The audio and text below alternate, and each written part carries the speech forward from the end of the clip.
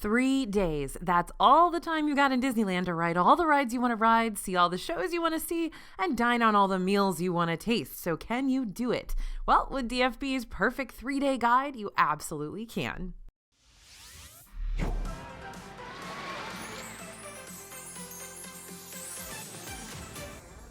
Hey everybody, it's AJ for Disney Food Vlog. We are going to Disneyland today. I'm so excited. We're going to help you succeed at your upcoming trip to the West Coast, the left coast, Disneyland. I love this place, and even if you haven't ever been there before and you're so excited to try it, or you're not sure when you're gonna get there, still watch this because it's gonna be super fun. Okay, I know, you're like, AJ, of course you would say that, but it's true. All right, ready for some good news. 3 days in Disneyland is totally doable. Teeny tiny parks, everything's within walking distance. It's going to be easy to get everything in, even when you're on a time crunch. So we're going to break these parks down one day at a time, figure out how you can make the most out of your 72 hours. Okay, after today's video, make sure to drop us your email over at disneyfoodblog.com/Disneyland plans if you want this free downloadable guide for your upcoming Disneyland trip. This one's got planning timelines, helpful tips you can use as you continue to build that itinerary. Make sure everything's all set before you take off. So that's something you can have for free if you want it. If not, just settle back and here we go. Day 1, Disneyland.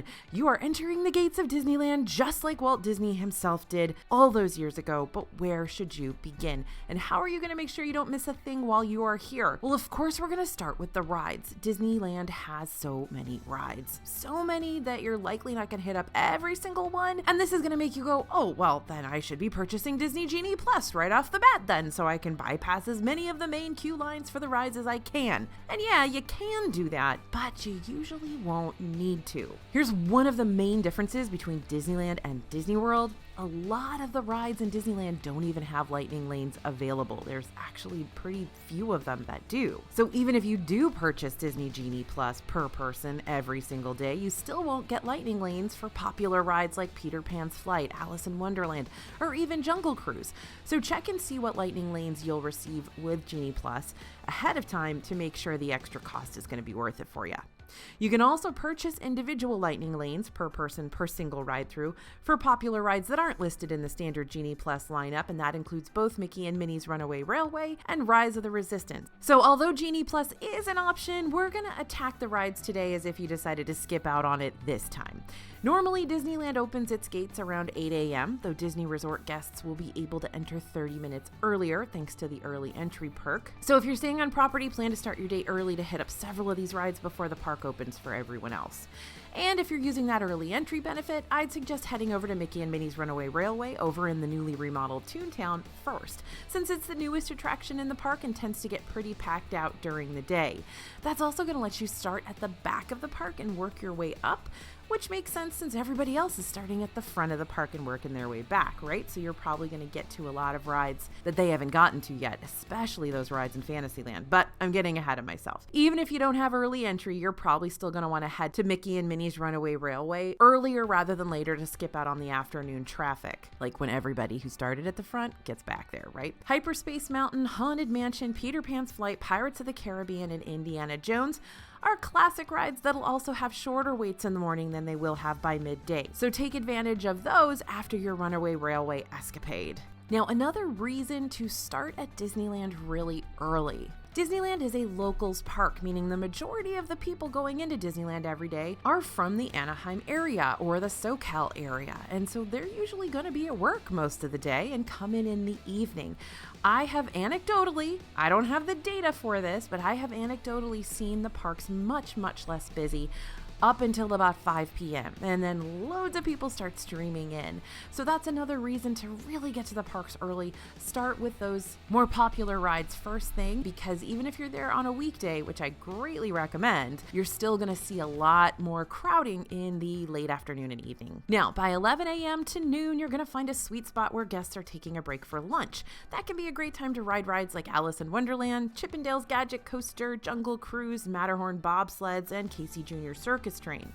Rides like Buzz Lightyear, Astro Blaster, and Dumbo, and the Many Adventures of Winnie the Pooh, Snow White's Enchanted Wish, and Star Tours usually don't have high demand during the day, so those are better to hit up when those afternoon crowds are piling into the queues of the more popular rides. And when you're about to hit that afternoon slump, give your feet a break and hop onto the Disneyland Railroad. Now, as we head on into the evening, before the sun starts to set, get in lines for rides like Mr. Toad's Wild Ride, Finding Nemo's Submarine Voyage, and Pinocchio's Daring Journey if you didn't already do those in the morning. They don't rack up huge waits, but they are pretty popular. And for the Storybook Land canal boats, you might want to ride this one when the sun isn't as hot if you're visiting in the summer, because this ride does have zero shade, but it is Southern California, so the weather is pretty decent most of the time. The evening tends to be a better time to get on Galaxy's Edge rides, by the way. Rise of the Resistance and Millennium Falcon Smuggler's Run, since a lot of guests do hit those up first thing in the morning, and the locals may not be willing to wait in the lines. It's a Small World is fun to ride whenever, since again the lines aren't overly extreme for this one, but it's extra fun to ride it at night if there happens to be a seasonal projection show playing across its facade. And Big Thunder Mountain Railroad has fantastic and explosive effects that you're going to want to experience fully. Now, the effects are much more prominent during nighttime ride-throughs for this one, so that's a good reason to grab Big Thunder Mountain in the evening. Moving on to some shows on your first day here. To break up all the thrills and spills during the day, you can check out the Magic Happens Parade, one of my very, very favorite daytime parades in Disney, which usually pops up twice daily around 3:30 and 6:30. Now, those times are subject to change. Generally speaking, you should have an easier time finding a place to see the show during the second performance rather than the first, since a lot of families do watch the 3:30 instead of the 6:30 when dinner is typically happening. But again, with Disneyland, you never know, because those locals are coming in after work and they may be game for the 6:30 parade. Now, there are two other daytime shows you're going to want to try and catch during your visit, though they may not always be guaranteed for you. Storytelling at Royal Theater reenacts some of your favorite Disney-inspired stories on the stage, but not in the way you might expect. This is a lighthearted and silly performance led by two over-the-top but ultra-whimsical hosts.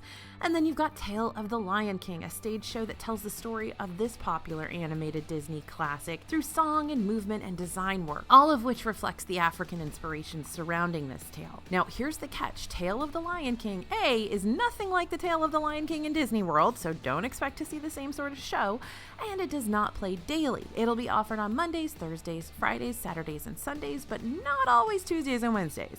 At the risk of sounding like a broken record, double check those show times before your visit. And if this show is a priority for you, make sure your plans align with when this show is going to take place. So when nighttime rolls around, you might have two nighttime spectaculars to look forward to.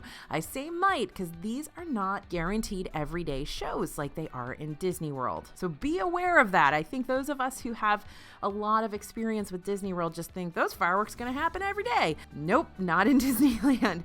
So the first is the brand new Wondrous Journeys Castle show, which premiered back in January in honor of the Walt Disney Company's 100th year anniversary. Wondrous Journeys usually happens around 9:30 p.m., but it's a good idea to stake out your spot in or near Main Street USA about 30 minutes before showtime. Be aware that Wondrous Journeys doesn't happen every night, and when it does happen, the projections and fireworks don't always go along with it.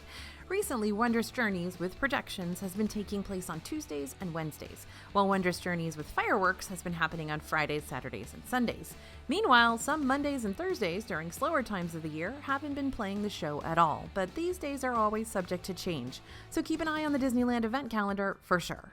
Normally Fantasmic, which happens on the Rivers of America over in like New Orleans Square, Frontierland, Critter Country area. This is a nighttime spectacular you can see either before or after Wondrous Journeys. However, during the time of this video's release, Fantasmic is still recovering from that fire that damaged the animatronic Maleficent dragon. We're hoping to see this one back up and running again soon, but in the meantime, keep in mind that even when this show is working at its prime, Fantasmic may not be available during slower times of the year. So if you want a better chance at seeing this show, you might not want to plan a visit to the park during its off-season like mid-January and February after all. Okay, food time. All this riding and show watching has to be making you hungry, so let's talk about the best places in Disneyland to grab a bite. Now, I'm not gonna lie, I'm just gonna give it to you straight. I think Disneyland has overall better food than Disney World does. We can argue in the comments if you want to, but you're going to be in for a lot of really, really great stuff. So if you're looking for fast food, American classics are served up hot and fresh over there in Plaza Inn, located in the heart of Disneyland's Main Street, USA. During lunch and dinner hours, Plaza Inn is going to serve as a cafeteria-style eatery with plenty of indoor seating and the world's best fried chicken. Now, you can get other stuff besides fried chicken, but why would you? I don't know. Located in Adventureland, Bengal Barbecue serves a variety of skewer selections. It also has those tiger tail breadsticks that work as a side for your skewers or as a snack in and of themselves, or you can combine it all and have a little sandwich. And then there's Rancho del Zocalo, where Mexican classics are served up caliente right in the heart of Disneyland's Frontierland. I love the decor elements there. It's so sweet. Now, are there more places in Disneyland to eat? Yes. Are they incredible? Most of the time. So if you have other ideas, if you want to ask in the comments, what people think about certain other restaurants, let's talk about it. Now, if you're looking for a sit-down meal, many aficionados believe that a trip to Disneyland is not complete without a meal at the Blue Bayou in New Orleans Square. This is a dimly lit, moss-laden, and all-around peaceful restaurant that serves Creole-inspired dishes like the Monte Cristo sandwich and jambalaya. It also sits right next to Pirates of the Caribbean. You've kind of got like a San Angel Inn and Epcot vibe here, where you've got the indoor dark restaurant next to the indoor dark ride, meaning you'll get to see the boats of the ride float by during your meal. Back in 2021, Blue Bayou became one of the few Disneyland restaurants to start serving alcoholic beverages, meaning you can now choose from a small selection of cocktails, wines, and beers to go along with your meal too. If you're having trouble booking reservations for Blue Bayou, which tends to be a popular destination, you can actually book my favorite restaurant instead, which is Cafe Orleans. That also serves up plenty of Creole eats and treats in a brighter setting. Most of the tables are outdoors though, so think about that before you book it. What's the weather going to be like? Usually it's lovely and very, very nice. Now, the good thing to note about Cafe Orleans is that they have the Monte Cristo too, which is absolutely one of my favorite meals in Disneyland. It's a little bit different than it was pre-COVID, but it's still absolutely delicious and worth your time and money. Now, this is a good time to mention that advanced dining reservations for Disneyland's table service restaurants do open up 60 days before your visit, similar to Disney World's. So if you do want to increase your chances of getting a Blue Bayou or Cafe Orleans reservation, mark that 60 days point on your calendar and remember to book your high priority meals sooner rather than later. Okay, now we just talked about Plaza Inn for fast food, but we're going to talk about it again for table service because this particular restaurant pulls double duty. If you make reservations for this place for breakfast time, you're going to be dropped into a character meal featuring an all-you-care-to-enjoy buffet alongside Minnie and friends during their Breakfast in the Park shindig. And finally, Riverbell Terrace is an eatery that overlooks the rivers of America and serves Southern fare for breakfast, lunch, and dinner. Breakfast features hearty, savory, or sweet options. You've got the hot honey fried chicken Benedict, vanilla and maple monkey bread, and lunch and dinner serve up signature entrees and sandwiches like the Southern fried game hen and a thick beef brisket sandwich. I loved the burnt ends grilled cheese. It was probably one of the best things I ate in Disneyland at the moment. Now, if you're looking for snacks, the Jolly Holiday Bakery on Main Street, USA features an assortment of pastries and specialty coffees, tea for the early mornings, but a little later on in the day, you can also stop by here for a fresh salad, specialty sandwich, some savory quiche selections. But our favorite reason to visit this place, well, my favorite reason, I don't know if this goes for Bria and everybody else on our team, but it is the Matterhorn macaroon. I absolutely love and adore that particular item. It's a coconut macaroon that is shaped like the Matterhorn. It's got white chocolate on top and a little bit of like sprinkled snow, and it's so rich and so moist, and I just love it. It's one of my favorites. Now, other folks on our team like the Mickey-shaped raspberry macaron. This is not my favorite because it kind of tastes floral to me, which it's not my vibe, but a lot of people really do love it, so definitely want to tell you about that. Grilled cheese and tomato soup here is really good too. Now, the Tropical Hideaway is tucked between the Jungle Cruise and Walt Disney's Enchanted Tiki Room. If you have not been to Disneyland for a very, very long time, this will be a surprise new location for you. Remember how you used to have to wait in hours-long lines for a Dole Whip in Disneyland? No more, my friends. Tropical Hideaway is the new home of Dole Whip, and you also have got really interesting and fun dishes here, bao buns, lumpias, lots of good stuff here as well, and there's plenty of seating. Now, there are two staple snacks you can find in Disneyland. One is the super sweet, fluffy, and crisp churros that you can find in multiple snack carts around the park. I don't know why, but they are so much better in Disneyland than they are in Disney World. They're just great. I don't know what to tell you. And the other one is the super savory hand-dipped corn dogs, which you can find at Little Red Wagon off Main Street, USA.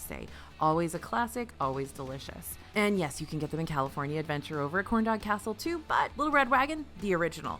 By the way, here's a quick secret. You can also get hand-dipped corn dogs over at Stage Door Cafe, which is right behind Golden Horseshoe. Now, there are just so many restaurants that I want to tell you about. We can't fit them all in here. Anyway, that's where you can sort of sneak your hand-dipped corn dog if you don't want to wait in the line over at Little Red Wagon. Now, if you're missing those powdered sugar-coated Disneyland beignets that are normally offered at the Mint Julep Bar in New Orleans Square, which is currently closed, it used to be French Market, and now Tiana's Palace is being built there. That's going to open later this year. You can always pick up an order of the beignets from Hungry Bear Restaurant in Critter Country for now. When Tiana's Palace opens later this year, the Mint Julep Bar will return along with it, and those beignets will be back too. So, extras, insider tips, all of our tricks here. We are not finished with our Disneyland day yet. Sleeping Beauty Castle may be the prime place where you want to take pictures and see an epic end of the night spectacular. But don't forget to check out what's inside of this castle too. The Sleeping Beauty Castle walkthrough takes you through Princess Aurora's classic tale with cursed spinning wheels and shape-shifting dragons and color-changing dresses via the use of intricate dioramas throughout a series of winding passageways. I absolutely adore that this attraction is still there inside the castle. It's so classic, it's so old school, it's so Disneyland. So please take the time to walk through this attraction. It's so great. Did I say so enough times? Probably. Now, if you need a break from your jam-packed day, hit up the new Centennial Park in Toontown. That's where the kids can play and interact and not have to worry about waiting in ride lines. They can run around. And Disneyland tends to have several characters who love to freely roam and meet guests. But if you want to guarantee a visit from one of your favorite pals, meet and greets happen daily at Royal Hall in Fantasyland, Pixie Hollow, also in Fantasyland, and Mickey and Minnie's houses in Toontown. At the end of your Disneyland day, do not overlook the Main Street USA storefronts. You're going to see these windows anytime during the day, but they'll be illuminated at night, making them easier to see as you're about to head out of the park. By the way, when you're about to head out of the park, please stop into the Candy Palace and see what the candy makers are making that day. If you have the time and the stomach space, pick up some of that churro toffee. It is absolutely incredible. They only sell it in the Disneyland parks. You can't get it in Disney World. And that's something that I always bring back to my team when I come back from Disneyland. It's so good. Okay, are you ready for day 2, Disney California Adventure? Hope you got enough sleep after that packed out day, because we're back at it again for day 2 of your big California trip. This time, we are at Disney California Adventure. This is a park where you can fight alongside the Avengers, race through Radiator Springs with Lightning McQueen and friends, and survive possibly the scariest Ferris wheel you will ever experience in your life. So let's start with rides. There may not be as many rides in DCA as there are in Disneyland, but that doesn't mean there's a shortage of them. Again, you can invest in Genie Plus, their individual lightning lanes for Disney California Adventure, but I'm going to attack all the rides today as if we aren't relying on lightning lanes, just in case you decide to pass them up. In the morning, there are 3 rides I tend to gravitate towards. Radiator Springs Racers over in Cars Land, aka the one and only individual lightning lane ride that'll definitely get packed out during the middle of the day, and it's a nightmare to wait in this line, by the way, because it's all outdoors and in the sun. So side note, even if you do get through all the Cars Land rides first thing in the morning, try to go back at night to ride them, because Cars Land takes on a whole new vibe once the sun goes down, complete with neon lights and jukebox tunes, and it's really cool to ride Radiator Springs Racers at night too. I know we can't fit everything in, but if you happen to ride at night, it's going to be really cool too. Okay, now moving on to our second morning ride, Web Slingers, a Spider-Man adventure. This is the second most popular ride in DCA, and it's the newest ride in DCA and tends to see some longer lines by mid-afternoon. Our last ride of the morning, okay, this one's gonna be controversial, and I get it, but we're gonna say Grizzly River Run. Now, I know this isn't always the best idea, depending on the time of year, because an early morning ride on Grizzly River Run is freezing. But that's also why we're gonna see the shortest wait times around then, and with an early morning ride through, you'll at least potentially have some California sunshine to warm you up by early to mid-afternoon. But I get it if you want to wait on this one until later on. Now, in the afternoon, the heavy hitter rides tend to rack up pretty high wait times here in DCA, so this can be a good time to ride the attractions that aren't as popular but are still tons of fun, like Little Mermaid Ariel's Undersea Adventure, Rollickin' Roadsters over there in Cars Land, Mater's Junkyard Jamboree, which is basically alien swirling saucers except Mater, Monsters Inc. Mike and Sully to the Rescue, super old school dark ride, and the all too famous Pixar Pal Around. The Pixar Pal Around is notorious for its swinging gondolas, which will make you feel like you're about to be slung off the wheel hundreds of feet up in the air. I promise you won't be. You're safe, but yes, it's terrifying. And for those of us that are not daredevils, just remember there are stationary gondolas available for you to choose instead, which will give you more of your run-of-the-mill terrifying Ferris wheel experience. Just make sure you get in the correct line for whichever one you want to climb aboard. Now, as evening approaches, you may want to get in line for Goofy's Sky School, Toy Story Midway Mania, and or Soarin' Around the World. Each of these rides tends to average those 30 to 40 minute wait times during the day, but can drop down to 15 to 20 minutes later on. Now, much like Big Thunder Mountain Railroad, Incredicoaster is also loads better to experience once the sun goes down, so you can clearly see the effects and characters inside the tunnels you're blasting through. Not to mention, waiting in line for Incredicoaster during the heat of the day can be miserable if you're there during a warmer time.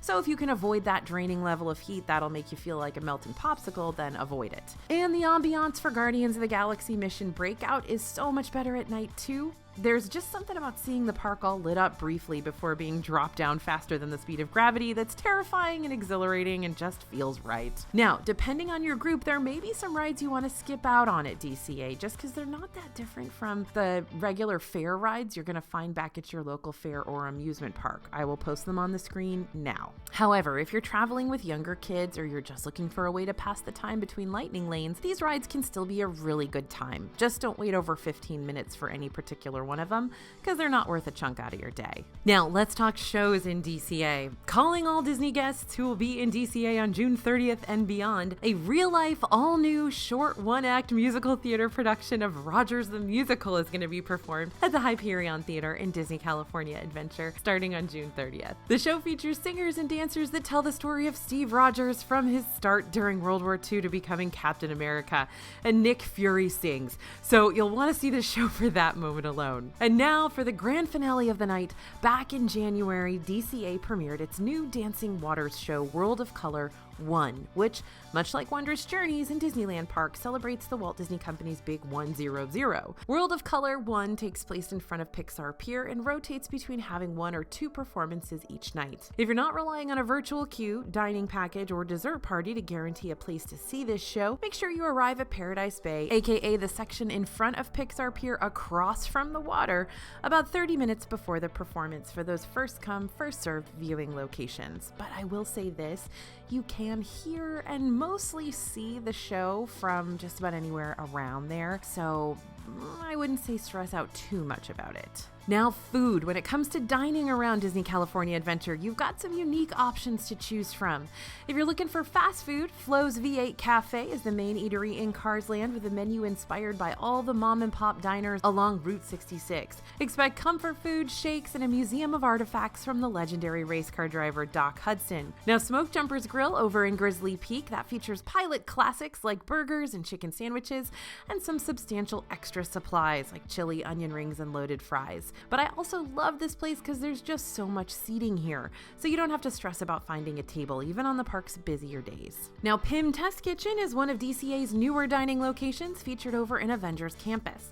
Guests can expect massive meals and small bites for sharing and some sweet treats at this Marvel-themed quick service location. By the way, if you go to the bar next door, you can see your beer filled from the bottom of the glass. It's very cool. And finally, although the Pacific Wharf area is going to be transformed into San Francisco starting this summer, I've got to shout out the Pacific Wharf Cafe that's currently there now for its fresh baked bread, tasty mac and cheese bread bowls, and seasonal bread puddings. But when it's time for these restaurants to be renovated, you should still be able to find familiar favorites left over from this area after San Francisco is completed, so I think all that stuff is coming back. Now, if you're looking for a sit-down meal, Carthay Circle Restaurant on Buena Vista Street takes you back to the golden age of Hollywood. There you can enjoy Southern California cuisine, sip on specialty cocktails, admire the Art Deco atmosphere, all within a building inspired by the theater where Snow White and the Seven Dwarfs made its big debut back in 1937. Lamplight Lounge offers waterfront views right along Pixar Pier. Signature cocktails are the name of the game here. It's a unique spot that celebrates the artists of Pixar, but you can also dine on a selection of gastropub cuisine as well. Wine Country Trattoria is an elegant little restaurant with Mediterranean and Californian cuisine, all made with fresh seasonal ingredients. This is basically where your pasta is going to be. And much like I mentioned earlier during our day one rendezvous, popular restaurants and lounges like these do require an advanced dining reservation. There may be some cases where you can find last-minute availability on the Disneyland app. If you don't want to chance it, start booking those table service reservations 60 days out. And if you're looking for snacks, similar to Epcot in Disney World, Disney California Adventure has festivals. They have exclusive entertainment, specialty merchandise, and of course, lots of food booths, and they are so good. Lunar New Year kicks things off at the end of January, and onto mid-February, Disney California Adventure's Food and Wine Festival happens in the spring, around March through April, and Festival of the Holidays starts in November and then wraps up in early January. If going to one of DCA's festivals is a priority for you, and it should be, then you may want to avoid booking a trip during the middle of the summer when the festivals are not there, at least not yet. But what Disney California Adventure snacks can typically be found all year round? Well, those huge warm chocolate chunk Num Num cookies are featured at Jack Jack Cookie Num Nums. It's a sweet treat kiosk near the exit of Incredicoaster. Over at the Cozy Cone Motel in Carsland, 5 different oversized traffic cones serve up 5 different food and snack options, including churros and soft serve ice cream, bread cones with mac and cheese inside, chimichangas, and flavored popcorn. And you know those all too popular Disneyland corn dogs we talked about before? Like I said, you can find them at DCA at Corn Dog Castle. But if you'd rather skip the hot dog part of the savory snack, you can always get the cheddar cheese stick instead, which is dipped in the same corn batter as the regular corn dogs. Or you can get one of my favorites, which is the Hot Link corn dog, which is a spicy sausage dipped in the same batter. So good with that sweet batter. Oh my gosh, I love it. And whatever you do, don't skip out on the adorable snowman frosted treats on Pixar Pier. That Pixar Pier Frosty Parfait is one of their biggest sellers here, made with non-dairy lemon soft serve and blue raspberry swirl. It's basically lemon Dole Whip, and we love it. Also, I gotta give a shout out to the Award Wieners Film Strip fries. They're really good. Award Wieners have a bunch of different topped hot dogs, but the film strip fries with a cheese sauce, if you can get it, really good. Okay, extras and insider tips for DCA. All the rides, shows, and food are going to keep you busy, but let's not forget about these extra experiences too. While you're in Avengers Campus, make sure to look up. The amazing Spider-Man likes to swing into the park for a visit throughout the day, and he definitely makes a grand entrance that you're not going to want to miss. Spider-Man's showtimes happen frequently, but tend to wrap up a little after 4 p.m., so don't rely solely on your Spidey sense to track down this acrobatic display. It's very cool. It's basically them using those Stuntronic robots for the first time. Incredible. Now, since we're on the subject of characters, some of your best chances of being guaranteed one-on-one meet and greet time with classic Disney Pals is going to be over at the Meet Disney Pals location on Buena Vista Street and the Meet Pixar Pals location at Pixar Pier. As always, check the Disneyland app for more exact times during your visit. If your kids are tired of waiting in ride lines and would rather just climb and swing and balance on things for the next half hour or so, they can do that over in the Redwood Creek Challenge Trail at Grizzly Peak. This is also where you can meet Santa Claus at Christmas time. And make sure to hit up the Disney Animation Building over in Hollywoodland. There you can find several breakout rooms to explore. You can learn how to draw a popular Disney character. You can chit-chat with Crush the Sea Turtle. Yep, that's where their Turtle Talk with Crush is. You can meet Anna and Elsa, and you can create your own stop-motion animation. But my favorite thing to do in here is to find out which Disney character you're most like inside the Beasts library. It's very cool in there. This is a great place to escape if it's raining, by the way. All right, day 3, y'all. Are you ready for the third day in Disneyland? Where did the time go? Day 3 is going to be your wrap-up day, which you can handle however you would like. If you'd like an extra day to hit up the parks again and visit any rides or shows you might have missed the first time around, then you may want to invest in not just a park ticket, but a park hopper ticket. Park hopper tickets start at an extra $83 per ticket on top of the regular ticket price. And while Disney World park hoppers don't kick in until after 2 p.m., you can start jumping from one park to the next in Disneyland as early as 11 a.m. Now, you don't have to get another ticket to the parks if you don't want to. If you'd rather sleep in and have a chill day getting some souvenir shopping done at Downtown Disney, or hitting up Splitsville luxury lanes for some bowling with the fam, you can do that too. Maybe you want to go to the beach. It's not that far away from Disneyland. And you may also want to grab some lunch or dinner in the Downtown Disney area too, or even eat something over at one of the hotels instead. But let's go a bit more in depth with some of the meals you could try around the shopping district or the Disney-owned hotels. If you're looking for fast food, Earl of Sandwich is that quick service dining spot pretty well known for its sandwiches. Yep, hope you picked up on that before I said it. However, this fast food location also serves extra items like pizza bread and salads and mac and cheese, which you may ironically enjoy even more than the Sammies. Black Tap Craft Burgers and Shakes serves all-American and vegan burgers along with signature Crazy Shake milkshakes. Those are those things that have the baked goods on top and they're really huge. For customizable tacos and nachos and burritos and bowls, head over to the Taqueria at Tortilla Joe's in downtown Disney. The Taqueria is the counter service option to Tortilla Joe's table service for when you need a taco fix on the go. Planning on going to Disneyland later this year? Then you might just be able to dine someplace brand new. The Southern California favorite, Porto's Bakery and Cafe, is making its way to downtown Disney to bring us its signature sweet pastries and savory Cuban food. Clyde's Hot Chicken has also just opened up in the shopping district, so go check that out as well. We'll keep you updated as we learn more about these new locations. If you're looking for a sit-down meal, Goofy's Kitchen over in the Disneyland Hotel is a colorful dining experience with a menagerie of playful characters, usually including Pluto and Chip and Dale and Minnie and of course Mr. Goof along with a bunch of other randos. Now Goofy makes sure to entertain his guests with a pop-banging culinary celebration while you dine on a variety of buffet specialties served between 5 different all-you-care-to-enjoy stations. This is basically Chef Mickey's. Napa Rose is located in the Grand Californian and features a seasonally changing menu that always features California fresh ingredients. Every week, the restaurant features a different chef's 4-course prix-fixe tasting menu that remains popular among all the guests. In April this year, the former Mediterranean-inspired restaurant Catal and its outdoor bar Uva Bar permanently closed to make way for a new location. 2 Mexican restaurants, Paseo and Centrico, will take over this space. The new eateries will be created by Chef Carlos Guitan, the first Michelin star awarded chef born in Mexico. These 2 new restaurants are only a small part of the broad project to add new shopping and dining and entertainment to the west side of downtown Disney. We also know that a brand new Chinese restaurant in Tai Fung, super popular in California, is going to make its way to the district too, bringing its famous soup dumplings. Cannot wait for those. And though we don't have any exact dates for when these restaurants will be opening yet, we'll make sure to give you the 411 as soon as we hear more.